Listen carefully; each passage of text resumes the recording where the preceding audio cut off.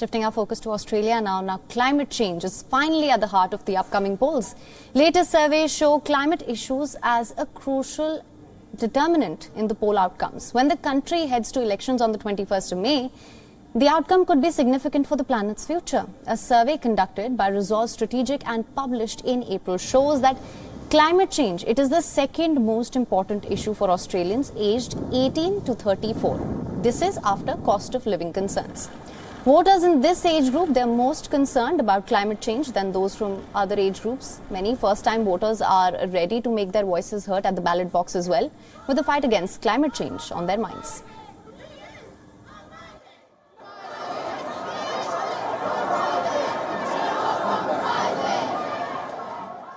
There are so many new first-time voters, and I'm really excited to see how that pans out. I think that this country has been sort of under the heel of these subsequent Liberal governments that aren't interested in being future-thinking, that aren't interested in progressive reform, that aren't interested in the interests of young people. So I think that I really hope that this is a climate election and that out of this election a lot of new ambitious policy stems. Now, the survey also predicts a hung assembly with the Teal Independents being the kingmaker here. The Teal Independents, as they are collectively called, are independent candidates batting together for better handling of climate issues in the upcoming elections. They're not organized as party like the Liberals or the Greens, but are being seen as a prominent choice among voters.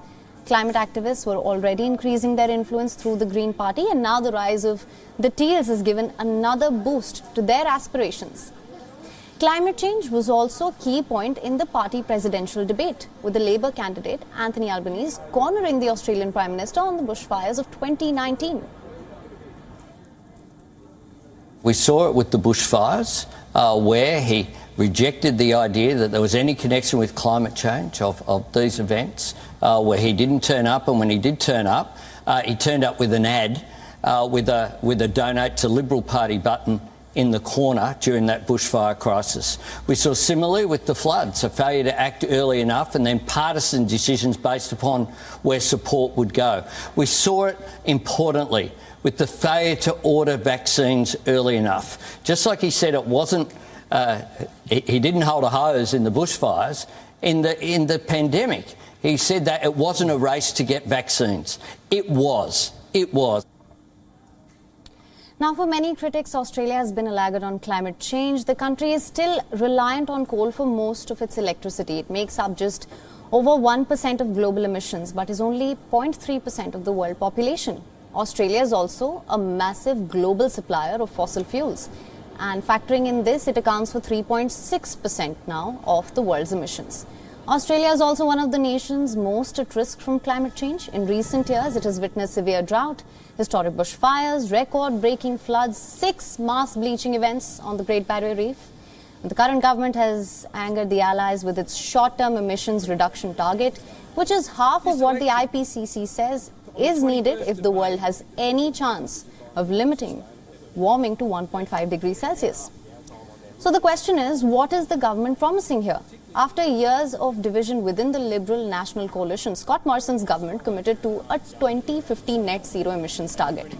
At the last gasp before last year's COP26 summit, the Deputy Prime Minister and National Party leaders still remained opposed to this policy. The government has set an emissions reduction target at 26% by 2030. The opposition Labour Party's 2030 emissions reduction target stands at 43%.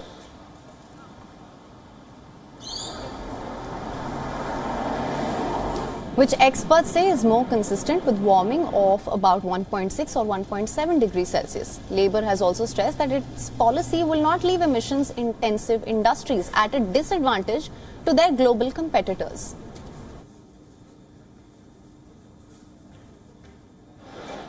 WION is now available in your country. Download the app now. Get all the news on the move.